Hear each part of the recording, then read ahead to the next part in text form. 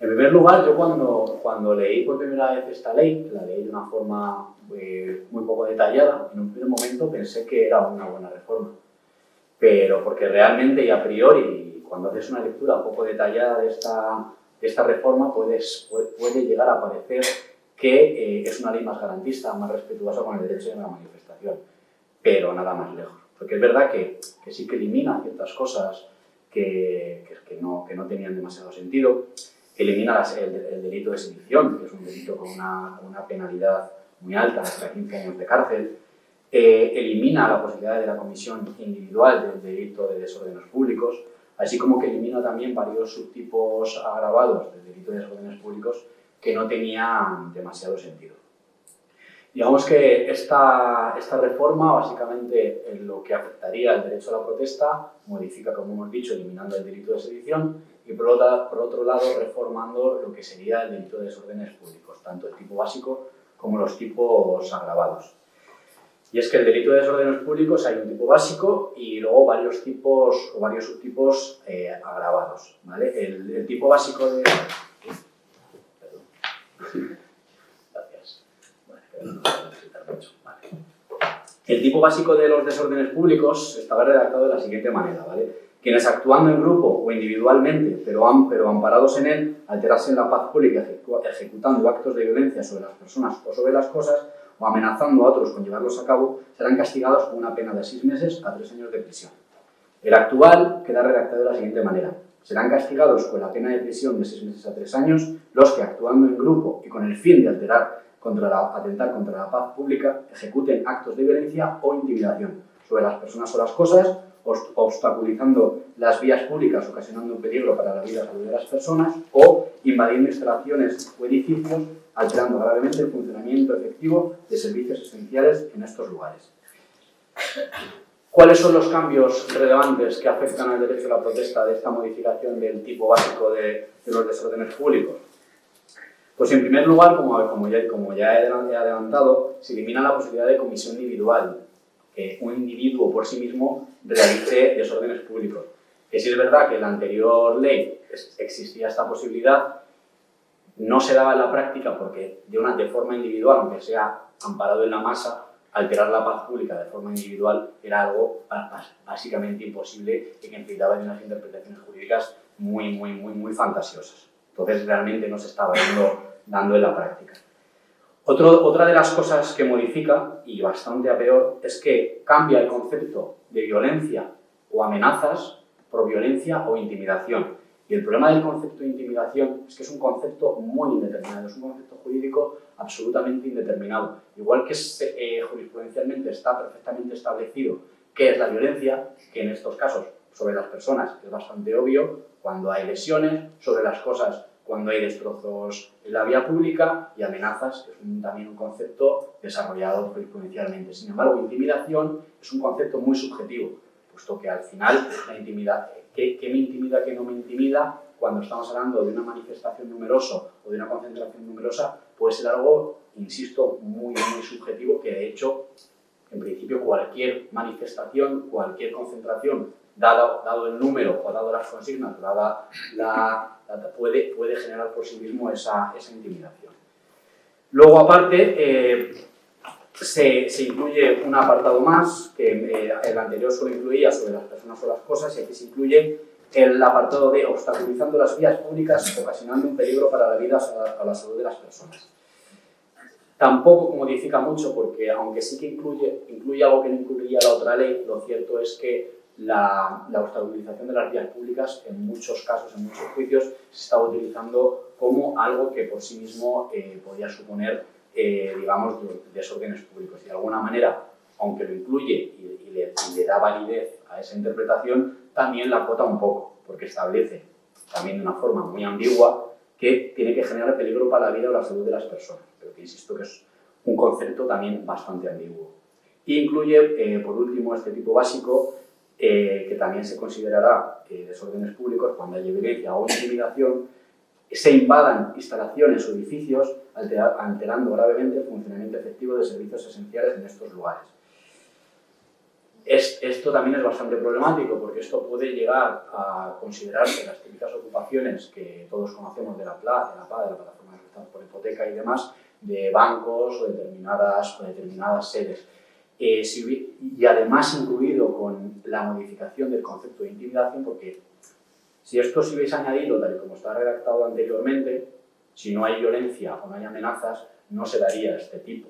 Pero como ahora se da el tipo de intimidación, al final, entrar en una sucursal a protestar, de alguna manera es un acto que puede suponer una intimidación para el director de la sucursal o para algún trabajador, aunque no tenga fines violentos.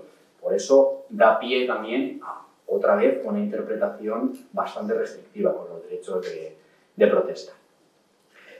Y esto así quedaría básicamente el tipo básico de desórdenes públicos. Luego se modifica también los subtipos agravados. El artículo anterior estableció una pena de 1 a 6 años y varios subtipos agravados. Es cierto, y esto sí que es algo positivo, que se eliminan 2 subtipos que eran desde luego muy cuestionados por mucha gente, como son el hecho de que se dé el subtipo agravado por el mero hecho de que los hechos se lleven a cabo en una manifestación o reunión numerosa o con ocasión de ellas, o cuando el autor se lleva a cabo con ocultación del rostro. Estos 2 subtipos agravados se eliminan y eso sí que es, y hay que decirlo también, eso es algo positivo. Pero, y luego los otros quedan más o menos igual, porque el de uso de instrumentos peligrosos, lo que hacen, en vez de ser la pena de unos 6 años, la que aplican la pena en su mitad superior, o sea que básicamente te reducen la pena máxima y te aumentan un poco la pena mínima, y o sea que en el resto quedaría más o menos parecido. Lo principal y lo más grave de esta modificación de los subtipos agravados de delitos de desórdenes es en el que dice que cuando se cometan por una multitud cuyo número, organización y propósito sean idóneos para afectar gravemente al orden público. Y en este caso, las penas son de 3 a 5 años, con la gravedad que tiene que la pena mínima sea de 3 años, puesto que eso implicaría básicamente la entrada en prisión si te condenan por este delito. Aparte que, como he dicho, otra vez, una absoluta ambigüedad en los términos. Cuando uno redacta una ley, puede ser concreto para dejar claro qué supuestos incluyen y qué no, obviamente siempre va a haber lugar a la interpretación, o puede dejarlo todo muy abierto, como es este caso, porque dice cuando puedan afectar gravemente al orden público. Ni siquiera hay interpretaciones muy diferentes sobre el orden público y la paz pública, son conceptos también que se llevan mucho a la interpretación. Entonces, pues eso. Y esto ya obviamente es una opinión mía. Esto de facto lo que va a implicar es que cuando le presentan ante el juez a una persona detenida por desórdenes públicos o la Fiscalía, va a aplicar este subtipo cuando haya una sensación de gravedad. ¿Y esto qué quiere decir? Es que una sensación de gravedad es también algo subjetivo y va a depender, básicamente, a mi opinión y a lo que yo he podido ver en las defensas de casos de este tipo que he llevado, es que la sensación de gravedad de los desórdenes públicos se basan en 2 cuestiones principales.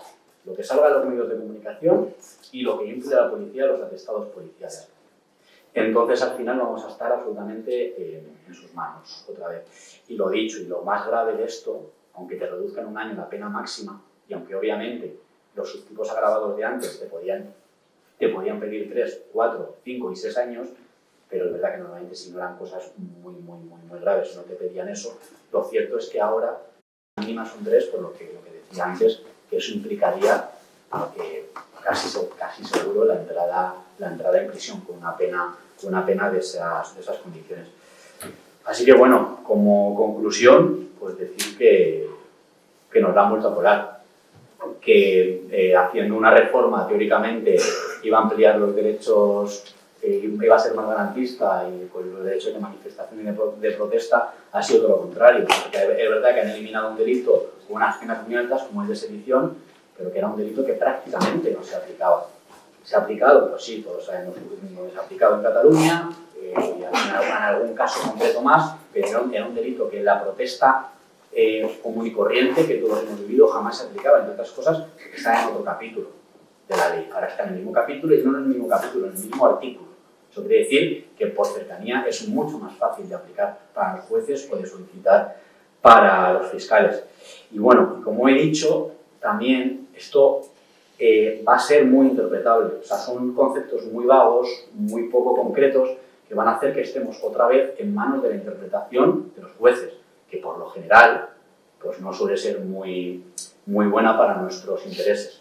Entonces, en el mismo, básicamente es eso, va a haber mucha lucha, va a haber mucha, desde lo jurídico, muchos recursos, va a tener que llegar a instancias superiores, pero por desgracia todos sabemos el Tribunal Supremo de que picojea, el Tribunal Constitucional de que picojea, y por desgracia pues mucho me temo que no va a ser una ley que traiga nada bueno para el derecho a la protesta.